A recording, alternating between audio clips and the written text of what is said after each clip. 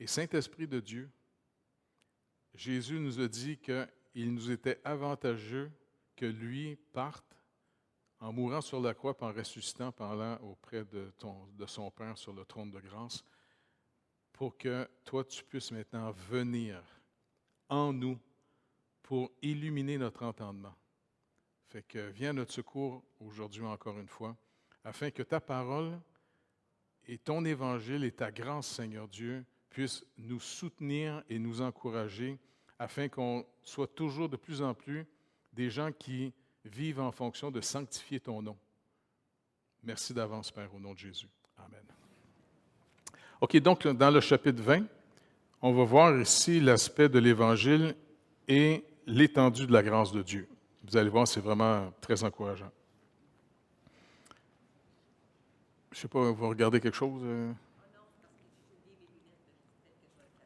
Ah bon, OK. Donc, le premier paragraphe nous commence en disant « L'alliance des œuvres ayant été détruite par le péché et rendue inutile pour la vie, a plu à Dieu d'annoncer la promesse de Christ, la postérité de la femme, comme le moyen par lequel il appellera les élus et fera naître en eux la foi et la repentance. Dans cette promesse, l'Évangile, quant à sa substance, a été révélé et il est efficace pour la conversion et le salut des pécheurs. » Donc, le premier point qui nous rappelle qu'il a plu à Dieu d'annoncer la promesse de Christ après la chute dans le jardin. Genèse 3,15, il déclare à l'ennemi, au serpent, « Je mettrai inimitié entre toi et la femme, entre ta postérité et sa postérité. Celle-ci t'écrasera la tête et tu lui blesseras le talon. » Et ça, c'est un passage qui est quand même assez fascinant, parce qu'on voit que l'humanité, eh bien, on est séparés en deux groupes. D'abord, on est tous d'Adam. Inévitablement, on est tous, comme Paul le rappelle aux Éphésiens et à d'autres lettres, on est tous nés dans une nature en colère contre Dieu, à cause du menteur qui a pris contrôle, qu'on appelle le malin ou l'ennemi, le Satan. Et c'est pour ça que le Seigneur fait la promesse que ce n'est plus par les œuvres qu'on peut être sauvé. Dans le jardin, certains voient l'alliance que Dieu a faite avec Adam et Ève de simplement persévérer dans la confiance à pouvoir manger de tous les arbres du jardin, sauf un. Et le malin approche toujours les gens de la même manière. Dieu a-t-il réellement dit? Et on voit finalement qu'il y a eu un échec fort. Mais, deuxième point, il est efficace pour la conversion, l'Évangile ici pour le salut des pécheurs, point 2. Apocalypse 13, 8 nous rappelle quelque chose de fort. Il dit, « Et tous les habitants de la terre l'adoreront. » Ici, on parle de la bête. « Ceux dont le nom n'a pas été écrit dès la fondation du monde dans le livre de vie de l'agneau qui a été immolé. » Et ça, c'est quelque chose de fort. Vous vous rappelez, les disciples, un jour, étaient revenus d'une mission que Jésus les avait envoyés pour chasser des démons, prier pour les malades, ainsi de suite. Et quand ils sont revenus, ils ont parlé de ce qu'ils ont vécu, qui étaient très impressionnés, très excités. Et le Seigneur leur a dit, non, non, il y a quelque chose de beaucoup plus excitant, beaucoup plus réjouissant. C'est que vos noms sont inscrits dans le livre de vie. Donc, on voit ici, ça nous rappelle que l'humanité va être divisée en deux groupes. Ce qui est né d'Adam, qui est la première création, le Seigneur Jésus-Christ, en venant, il est devenu le dernier Adam. Il a conclu en prenant la condamnation de tous ceux qui vont, en Adam, venir à lui par la foi. Mais tous ceux qui négligeront un si grand salut, ils restent finalement dans les ténèbres. Et puis je sais que pour moi, c'est comme une obsession intense, là, de penser que quand les gens meurent, qui ont négligé le salut, qui se sont nourris des fautes de ceux qui représentaient l'Évangile, Pensez-y, l'éternité. Quand quelqu'un meurt, contrairement à ce qu'on essaie de raconter à tout le monde aujourd'hui, on essaie de dire à nos petits-enfants, non, non, l'être humain est juste un animal. Quand il meurt, il disparaît, il n'existe plus. Mais moi, j'aime mieux me fier au Seigneur Jésus, qui parle que finalement, tous les êtres humains, quand on arrive, on est là pour toujours. Soit pour la ruine éternelle, comme il est dit dans Daniel 12, ou soit pour le paradis. Écoute, Dieu a tant aimé le monde, il a aimé ses ennemis, il a aimé toute une création en colère contre lui, et il est venu finalement nous arracher du présent siècle mauvais. Et donc, c'est vraiment important que notre témoignage de vie soit propre. Comme Paul dit, si quelqu'un se nomme en frère, mais qui vit dans l'impudicité, dans la cupidité, dans toutes sortes de cochonneries, ou bien on y parle pour qu'il se remette en règle, et s'il ne veut pas se remettre en règle, parce qu'il y a des gens qui justifient de vivre comme des cochons, eh bien, finalement, s'il ne veut rien comprendre, on coupe la relation avec cette personne-là. T'sais? Parce qu'oubliez pas, il traîne le nom du Seigneur dans la boue. Deuxième passage, pour soutenir finalement la postérité de la femme comme le moyen par lequel il appelle les élus. Éphésiens 2,12 nous rappelle, « Souvenez-vous que vous étiez en ce temps-là sans Christ, privés du droit de cité en Israël, étrangers aux alliances de la promesse, sans espérance et sans Dieu dans le monde. » Là, il parle à toutes les nations en dehors d'Israël.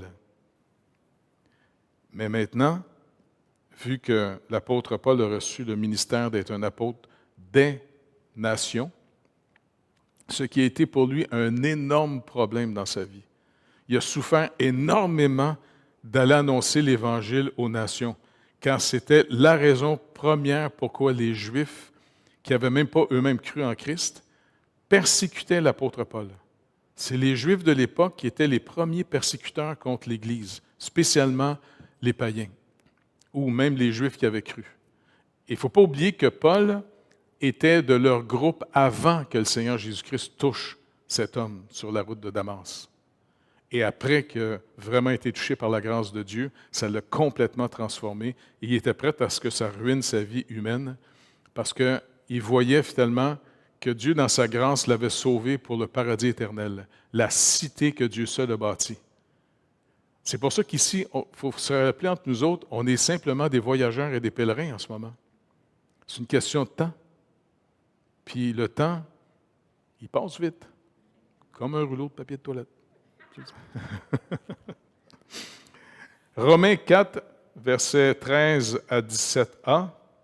En effet, ce n'est pas par la loi que l'héritage du monde a été promis à Abraham ou à sa postérité. C'est par la justice de la foi. Car si les héritiers le sont par la loi, en d'autres mots, par le principe des mérites, la foi est vaine et la promesse est anéantie, parce que la loi produit la colère, et que là où il n'y a pas de loi, il n'y a point non plus de transgression. C'est pourquoi les héritiers le sont par la foi. Pardon. C'est mon choléra, là. Pour que ce soit par grâce, afin que la promesse soit assurée à toute la postérité, non seulement à celle qui est sous la loi, mais aussi à celle qui a la foi d'Abraham, notre Père à tous, selon qu'il est écrit, « Je t'établis Père d'un grand nombre de nations. » Et ça, c'est quelque chose que les Juifs ont eu beaucoup de difficultés à accepter, mais qui est extrêmement important. Parce que Dieu s'est fait une nation par Abraham, mais il ne faut pas oublier qu'Abraham il a été choisi au milieu des païens. C'était un idolâtre avant. Josué rappelle, au fond, à Israël, quand ils sont rentrés dans le pays, de se rappeler que le père de la nation, Abraham, était un idolâtre. Et Dieu l'a sauvé par pure grâce. Et c'est toujours d'abord la grâce de Dieu qui nous touche d'abord. Et après, vu que ça nous affranchit, là, on peut développer cette nouvelle sorte de vie. C'est pour ça que là, c'est important qu'ensemble, on s'encourage. Comment on développe, on amène à maturité cette sorte de vie qu'on a maintenant en Jésus-Christ. Excusez.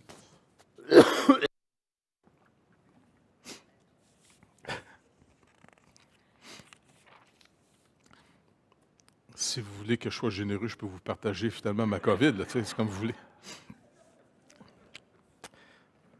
Chapitre 2 nous dit, c'est-à-dire le deuxième paragraphe, « Cette promesse de Christ et du salut par lui n'est révélée que dans la parole de Dieu.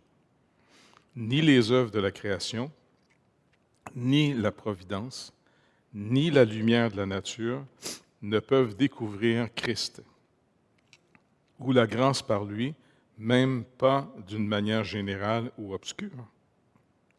Ceux qui sont privés de la révélation de sa promesse et de l'Évangile sont donc incapables d'atteindre la foi qui sauve ou la repentance. » Hey, Sylvain, tu peux-tu m'amener un Kleenex, s'il vous plaît?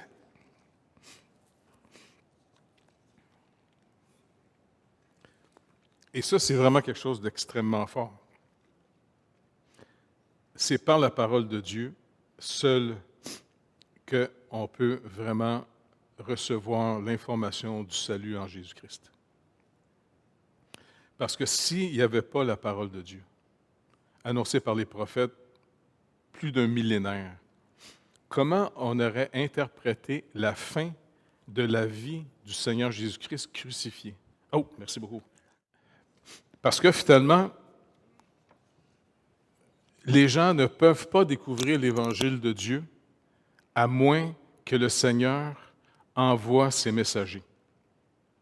D'où l'importance que toute Église locale fasse attention de ne pas se replier sur elle-même. Ce n'est pas tout le monde qui est nécessairement prédicateur. C'est pour ça que Paul le rappelle dans l'Épître aux Romains. Comment croiront-ils à moins qu'on leur annonce l'Évangile? Comment ils vont l'entendre, à moins que l'Église discerne les prédicateurs pour leur donner le moyen de sortir le message. Et quand on pense à l'apôtre Paul, à pied, en bateau, partout, il a fait une distance énorme. Tu sais, quand il s'est converti à Damas, il est revenu après ça à Jérusalem. Les apôtres avaient un peu peur de lui en se demandant si c'était vrai. Et de là, il a commencé à parler de l'Évangile. Et ça l'a brassé énormément les autorités religieuses de l'époque, parce qu'il faisait partie de leur groupe. Puis là, ils l'ont considéré comme un traître. Mais le pauvre Paul, il était isolé non seulement de son groupe religieux du Sanhédrin, mais en même temps, il n'a pas été reçu très favorablement par les églises de la Judée, parce qu'ils se méfiaient de lui, il n'était pas sûr. Ça a pris un gars comme l'apôtre Pierre pour pouvoir le recevoir. Et aussi, Barnabé, là, qui finalement était un gars extrêmement gracieux. Donc, Romains chapitre 1, verset 2 nous dit qui avait été promis auparavant de la part de Dieu par les prophètes dans les Saintes Écritures. Et au verset 17 du chapitre 1 de Romains, et parce qu'en lui est révélée la justice de Dieu par la foi, et pour la foi, selon qu'il est écrit, le juste vivra par la foi. Le quatrième point, ici toujours du quatrième paragraphe, là, il dit la grâce par lui-même et pas d'une manière générale ou obscure. Romains 10, 14, 15 nous dit « Comment donc invoqueront-ils celui en qui ils n'ont pas cru? Et comment croiront-ils en celui dont ils n'ont pas entendu parler? Et comment entendront-ils parler s'il n'y a personne qui prêche? Et comment y aurait-il des prédicateurs s'ils ne sont pas envoyés?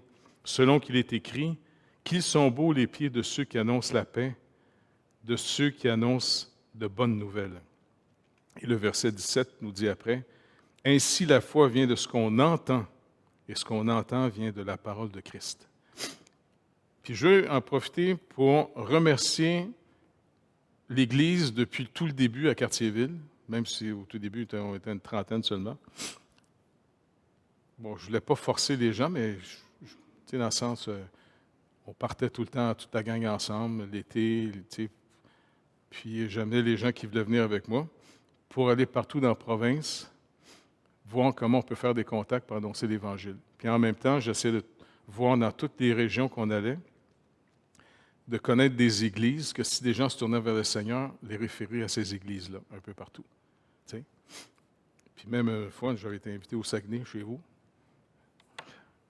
Et puis, vous étiez, c'était Maranatha à l'époque, le groupe de motards. Fait que vous m'aviez invité à prêcher, puis j'ai bien du fun avec vous autres, en tout cas. Mais en même temps, c'est fascinant de trouver des mouvements qui prennent très au sérieux de sortir l'Évangile. Parce que c'est pas par la nature, puis c'est pas par un développement culturel que les gens vont entendre l'Évangile. Il faut vraiment que la parole de Dieu ait atteint les gens pour que nous, d'abord, on s'en va l'annoncer, après ça, l'Évangile. C'est important, ça.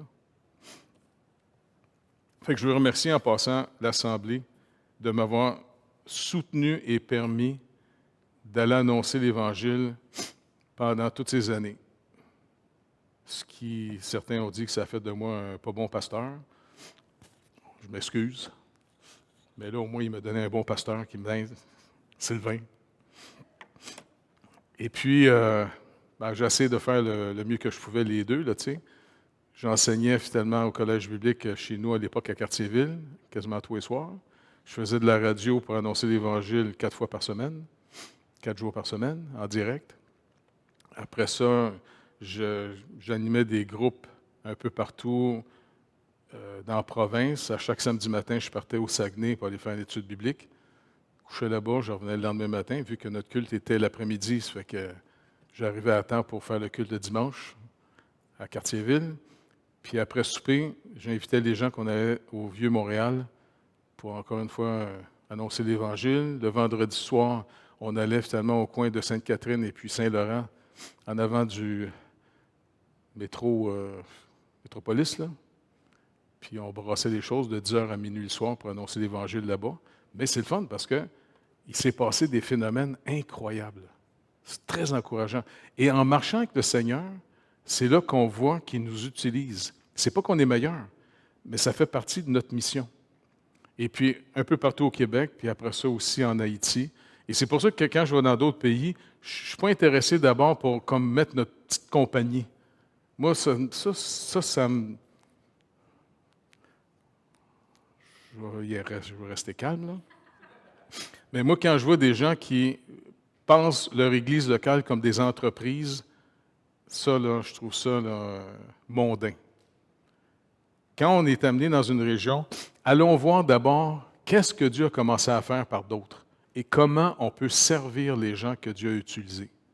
S'il n'y a rien, OK, on commencera finalement à annoncer l'Évangile, puis s'il faut, on mettra une église sur place. Mais s'il y en a déjà, pourquoi on n'aiderait pas les autres églises locales? Je sais que les partenaires avec qui je travaillais dans les années 70-80, ils n'étaient pas d'accord avec ça, mais c'est pas grave, tu sais. Le 5e point, toujours du même paragraphe 2, Proverbe 29, 18 nous rappelle « Quand il n'y a pas de révélation, le peuple est sans frein, heureux s'il observe la loi. » En d'autres mots, ici, le mot « révélation », ça vient d'un mot « illumination », amener la lumière.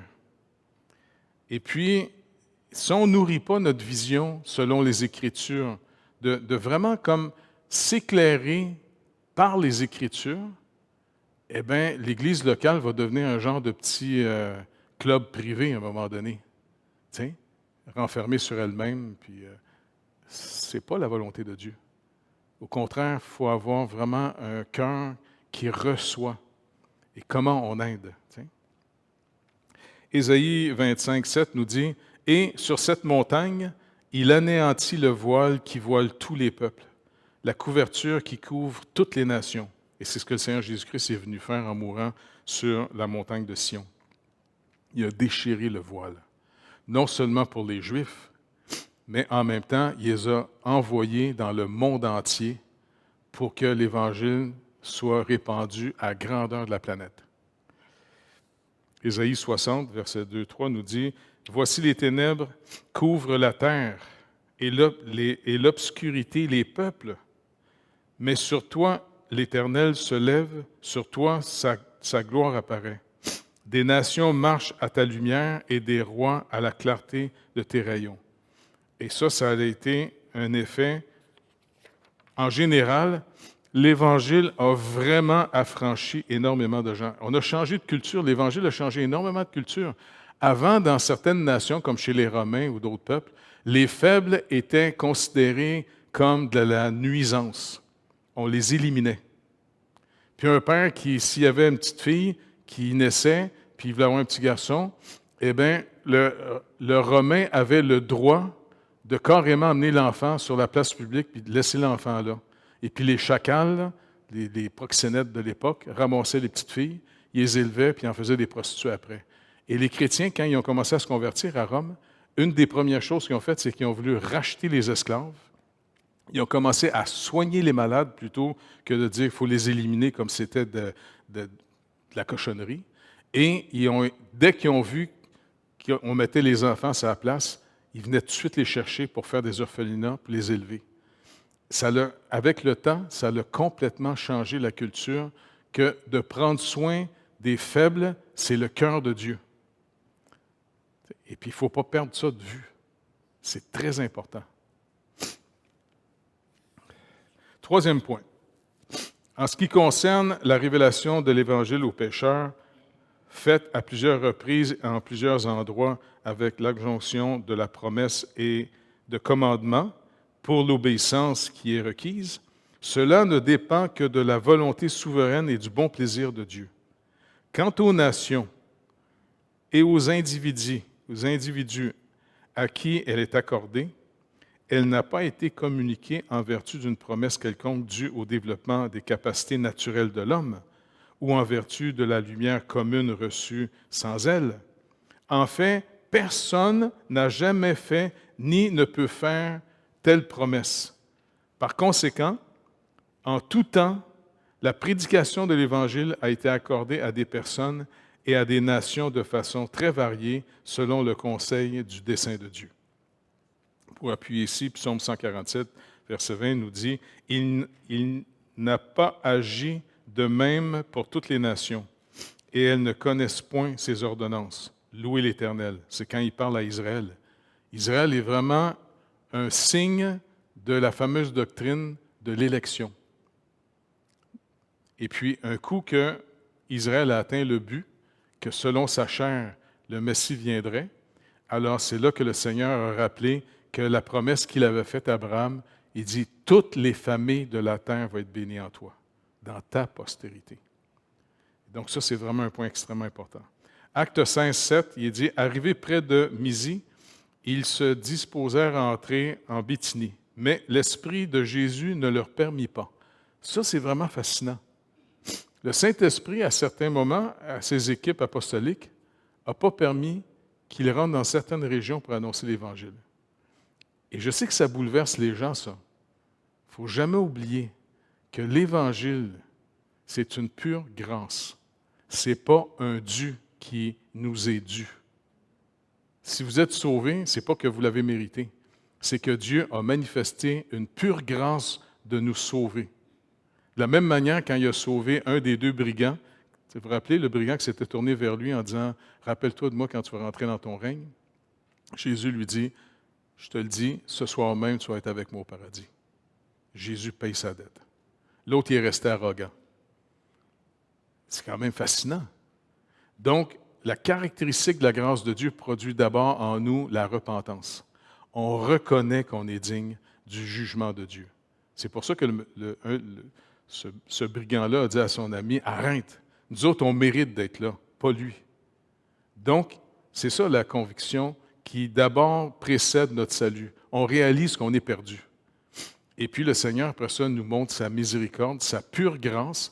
Et tant qu'on reste dans cet esprit-là, ça nous empêche de devenir arrogants contre les non-croyants. Parce que ce n'est pas qu'on est plus intelligent qu'eux autres, c'est que la grâce nous a été faite. C'est une pure grâce que Dieu nous a arraché la pierre puis a mis un cœur de chair à la place dans notre cœur. S'il n'avait pas intervenu, on serait avec la majorité dehors qui ne veut rien savoir de Dieu? Bien, il nous a sauvés. C'est pour ça qu'on va rester dans le zèle que produit l'Évangile. Après ça, il y a un passage, je n'ai pas tout écrit parce qu'il était pas mal long. Romains chapitre 1, et l'apôtre Paul fait un résumé aussi de ce qu'on est avant d'être sauvé, si le Seigneur nous livre à nous-mêmes. Donc, à partir du verset 18, Romains 1, 18 jusqu'à 32, « La colère de Dieu se révèle du ciel contre toute impiété et toute injustice des hommes qui retiennent injustement la vérité captive. » La vérité ici qu'on tient captive, c'est le déni de notre perte. Et on est en ce moment dans une génération qui de plus en plus considère tout le monde comme des victimes plutôt que des agresseurs. Puis même nos tribunaux sont de moins en moins capables de condamner les crimes. Tu sais, on veut toujours être gentil, on veut aider. Juste dernièrement, le gars qui a tué 16 personnes à Québec, là, dans la mosquée, là. Selon la loi, bien, le gars devait rester pour le restant de ses jours en prison. Et puis, notre philosophie canadienne a fait que le tribunal a dit « Ah non, parce qu'on veut être gentil. » Écoute, le gars, il a tué 16 personnes. Il a scrappé la vie de ses enfants, leur père qui s'est fait tuer, ainsi de suite. Si vous remarquez, si on annonce la colère de Dieu, aujourd'hui, les gens n'y croient plus à la colère de Dieu. On veut juste entendre parler de la bonté de Dieu. Mais la bonté de Dieu nous sauve de sa colère.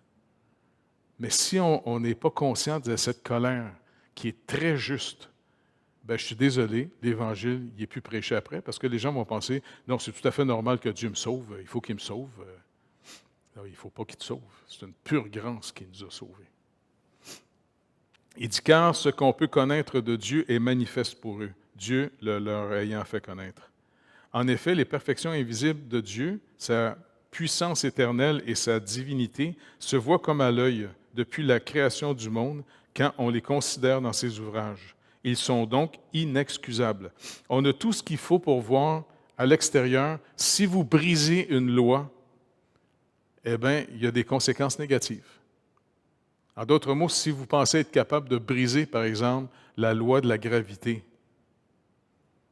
que vous décidez de briser la loi de la gravité en haut d'un building de 50 étages en vous jetant en bas, bien, vous allez remarquer, la loi ne sera pas brisée. C'est vous qui va être brisé en bas. Fait que la loi de Dieu n'est pas brisée, c'est nous autres qui brisent. Puisqu'ayant connu Dieu, ils ne l'ont point glorifié comme Dieu. Et ça, c'est fascinant que Paul nous rappelle. Tout le monde a reçu dans sa nature humaine la connaissance de Dieu. Tout le monde. C'est pour ça que les athées sont des anti-dieux enragés contre Dieu. C'est parce qu'ils essaient d'étouffer cette connaissance que Dieu a mis dans le cœur de tous les êtres humains. Puisqu'ayant connu Dieu, ils ne l'ont point glorifié comme Dieu, ils n'ont point rendu grâce, mais ils se sont égarés dans leurs pensées, et leur cœur sans intelligence a été plongé dans les ténèbres. Se vantant d'être sages, ils sont devenus fous. Et ils ont changé la gloire du Dieu incorruptible en image représentant l'homme corruptible, des oiseaux, des quadrupèdes et des reptiles. Et c'est pourquoi Dieu les a livrés à l'impureté, selon les convoitises de leur cœur, en sorte qu'ils déshonorent eux-mêmes leur propre corps. Et ça, c'est fascinant. Quand Dieu livre quelqu'un à l'impudicité, c'est, en d'autres mots, il retire sa main pour freiner le mal. Si on marche avec Dieu aujourd'hui, c'est que Dieu nous rend capables de marcher avec lui. Si quelqu'un, quand Dieu enlève sa main sur une personne, c'est qu'il le livre à lui-même, et là, le cœur naturel de l'homme déchu commence à produire de plus en plus ce qu'on appelle de la corruption. Et puis, on déshonore nous-mêmes nos propres corps après. Donc, il fait tout un passage assez clair pour montrer que non seulement les gens dégénèrent tout ça, mais à la fin, verset 32, il dit « Et bien qu'ils connaissent le jugement de Dieu, déclarant dignes de mort ceux qui commettent de telles choses, non seulement ils les font, mais ils approuvent ceux qui les font. Ça ne ressemble pas un petit peu à chez nous à cette heure? Vous ne trouvez pas? Hein? Dernier paragraphe. 4e, bien que l'Évangile soit le seul moyen extérieur de révéler Christ et sa grâce salutaire, et qu'il soit en lui-même amplement suffisant pour ce but, cependant, pour que des hommes, des êtres humains, là, qui sont morts dans leur transgression puissent naître de nouveau, être rendus à la vie ou régénérés, il faut en plus l'œuvre efficace et irrésistible de l'Esprit Saint dans toute âme, pour produire en eux une nouvelle vie spirituelle. Aucun autre moyen n'accomplira leur conversion à Dieu. Psaume 110, verset 3 nous rappelle « Ton peuple est plein d'ardeur quand tu rassembles ton armée avec des ornements sacrés. Au sein de l'aurore de ta jeunesse, vient à toi comme une rosée. » 1 Corinthiens 2, 14 « Mais l'homme animal ne reçoit pas les choses de l'Esprit de Dieu, car elles sont une folie pour lui, et il ne peut les connaître parce que c'est spirituellement qu'on en juge. » Éphésiens 1, 19, 20. « Et quelle est envers nous qui croyons l'infinie grandeur de sa puissance, se manifestant avec efficacité par la vertu de sa force. Il l'a déployée en Christ en le ressuscitant des morts et en le faisant asseoir à sa droite dans les lieux célestes. » Donc, cette puissance que Dieu a rendue manifeste par la mort et la résurrection de Jésus-Christ, le Saint-Esprit le fait dans nos vies. À moins, comme il est dit au verset 10, c'est-à-dire dans Éphésiens 2, 10, nous sommes son ouvrage créé en Jésus-Christ pour les œuvres que Dieu a préparées d'avance afin qu'on y marche. Donc, n'oubliez pas, la nouvelle naissance, c'est qu'on est créé une deuxième fois. Vous tous qui avez cru au Seigneur, vous êtes déjà dans la nouvelle création par la régénération. Et ça, on n'a pas pu se créer nous-mêmes. T'sais? C'est quelque chose qu'on peut recevoir. Demandez, Jésus a dit, et vous recevrez. Et c'est pour ça, encouragez les gens de se tourner vers le Seigneur, pas vers les institutions. Témoignez votre foi et dites, regarde, je te dis la vérité, comment je l'ai vu, tu n'as pas besoin de me croire. Va voir le Seigneur, parle-lui directement. Il est ressuscité, il est assez grand pour te répondre. Orientez toujours les gens vers la personne du Seigneur Jésus-Christ. Le point 8, le point 9, c'est-à-dire du point « aucun moyen peut accomplir la volonté », dans Jean 4, 44, Jean 6, 44, c'est-à-dire « Nul ne peut venir à moi, Jésus dit, si le Père qui m'a envoyé ne l'attire, et je le ressusciterai au dernier jour. » Donc, on voit que si on est venu au Seigneur Jésus, ce n'est pas par nous-mêmes, même si il y a eu une action en nous qui nous a rendus capables de vouloir. Mais ce vouloir a été précédé par une action de Dieu dans notre vie. C'est Jésus lui-même qui le dit. « Nul ne peut venir à moi si le Père qui m'a envoyé ne l'attire. » Est-ce que vous réalisez la grâce qui nous a été faite? Écoute, c'est fascinant. 2 Corinthiens 4, 4. « Pour les incrédules dont le Dieu de ce siècle a aveuglé l'intelligence, afin qu'ils ne vissent pas briller la splendeur de l'évangile de la gloire de Christ, qui est l'image de Dieu. » Et le verset 6, un peu plus loin. « Car Dieu, qui a dit, la lumière brillera du sein des ténèbres, a fait briller la lumière dans nos cœurs pour faire resplendir la connaissance de la gloire de Dieu sur la face de Christ. » On est vraiment totalement l'œuvre de Dieu. Et c'est pour ça que quand vous annoncez l'Évangile puis que vous êtes concerné par votre famille, vos enfants, vos amis, les voisins, on peut d'abord annoncer l'Évangile. Comme on l'a vu, il faut annoncer le message avec sagesse et intelligence. Mais soyez pas surpris que les gens disent « je ne veux rien savoir ». Soyez pas troublés par ça. C'est pas grave. Moi, je vais continuer à prier pour toi. Et on a accès au trône de la grâce du Dieu tout-puissant. Et c'est lui qui arrache les gens du présent siècle mauvais. C'est lui qui enlève la pierre et qui met un cœur de chair. C'est lui qui crée les gens en Jésus-Christ et qui accorde la foi et la vraie repentance après. Donc, c'est fascinant pour ça. On n'a pas besoin de compter. Puis, parce que des fois, j'avais vu des cours qui se donnaient dans certaines dénominations, là, quand on travaille avec les Américains, quasiment comment convaincre les gens. Tu avais quasiment l'impression que tu prends des cours de vente à pression. Là, écoute, c'est pas bon pantoute, hein? C'est de la manipulation. C'est de la pression. Dieu seul, il nous demande à nous d'être des témoins, de marcher avec lui, d'avoir une sanctification authentique et de trouver des moyens de pouvoir rendre témoignage de notre foi. Et après ça, c'est Dieu qui crée en Jésus-Christ les gens. Tu sais, quand il dit à Nicodème, tu dois naître de nouveau, tu sais, l'illustration qu'il donne est quand même fascinante. Est-ce que vous vous êtes mis vous-même au monde? Si vous êtes là aujourd'hui, ça a été l'action de 2 autres personnes, pas vrai? C'est pas vous qui avez décidé je sais pas moi, rentrer dans le ventre de votre mère puis vous faire. Bien, la première naissance, c'est 2 autres personnes qui l'ont faite puis que ça nous a fait. La nouvelle naissance que Dieu seul peut faire, c'est lui qui a fait. C'est pour ça qu'on est né de l'Esprit. C'est lui qui génère les gens. On est une création nouvelle.